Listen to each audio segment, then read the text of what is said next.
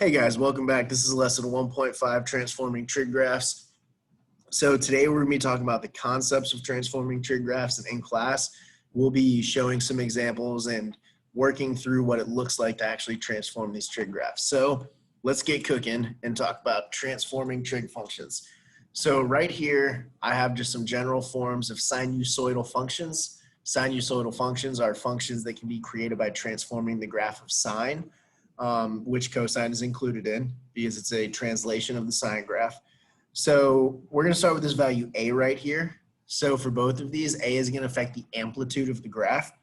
So we're going to define amplitude in a minute. But the other thing that a could do is if it's negative, it can reflect the graph across the x-axis. So a negative a will reflect the graph across the x-axis.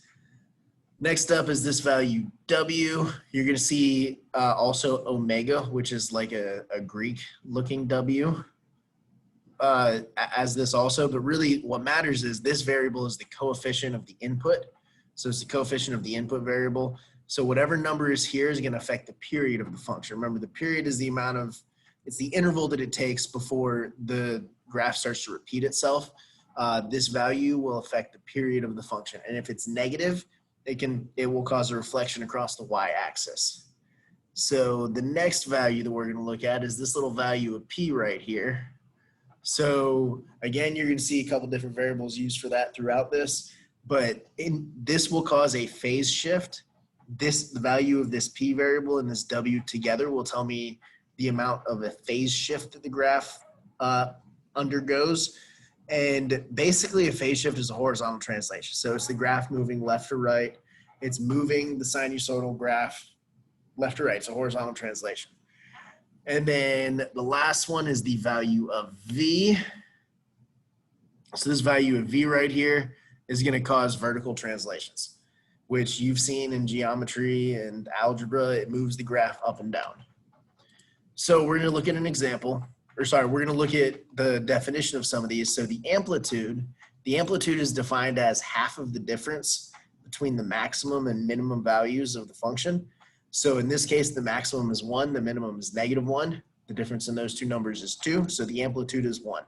In this case, the amplitude is the distance from the x-axis to the maximum or the x-axis to the minimum, but be careful about using the x-axis because if there's a vertical translation of the graph, x-axis to the maximum or x-axis to the minimum will not be representative of the amplitude. And then the period right here I've highlighted from 0 to 2 pi. That is the interval that it takes before this graph starts to repeat itself. So the period of this function, which this function is sine because you can tell by it starting at 0, 0, or it could be cosine translated pi over 2 units. But we're going to say this is the graph of sine. It takes 2 pi units before it starts to repeat. So we're going to look at an example. So I want to find the amplitude and period of this. So the amplitude is going to be equal to the absolute value of a. And in this case, a is 2, so this is the absolute value of 2. So the amplitude of this graph would just be 2. So let's take a look at the period.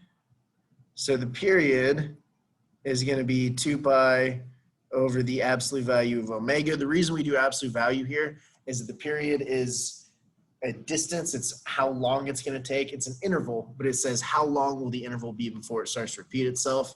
If you didn't use absolute value here, you could get a negative number, and it's not wrong, but we like to talk about period in terms of positive values.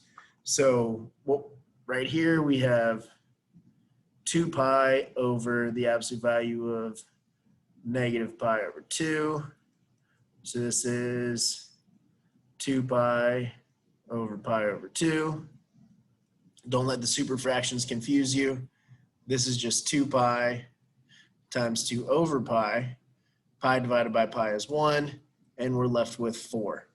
So basically what this means here is instead of it taking 2 pi units for this sine graph to repeat, it's going to take 4 units before this sine graph repeats itself. All right, so now we're going to talk about phase shift. So we've done amplitude now. We know that the amplitude here would be 3 because that's the absolute value of this. The period would be 2 pi over 2. So the period is pi. So let's look at the phase shift. Phase shift is basically, one way you can think about it is it's the absolute value of this number divided by this number. What I like to do is I like to say, when does this value of the input of the trig function, when does that equal 0? So in order to solve this, I add pi. So the phase shift here would be pi over 2 units. And because this is positive, what that means is this graph shifts pi over 2 units to the right. All right, so we're gonna keep rolling. And these are my tips. The amplitude is the absolute value of A. That's easy enough to remember. Whatever this coefficient is of the sine or cosine function, the absolute value of that is the amplitude. The period is the period of the original function divided by W, whatever that happens to be. And the examples that we did, the period was 2 pi for sine, and then we divided by W. And then define the phase shift, set the input. So set this, the input of the trig function, equal to 0, and then solve, and that will give you your phase shift. Remember, if it's positive, moves to the right. If it's negative, moves to the left. So basically what we talked about today was graphical transformations with trig graphs. We talked about amplitude, period, and phase shift specifically. In class, we're going to look at what this actually looks like, and we're going to try to model some situations using trig functions. So thank you guys for watching. If you have any questions, let me know. Make sure you're taking notes, and I will see you in class. Have a great day.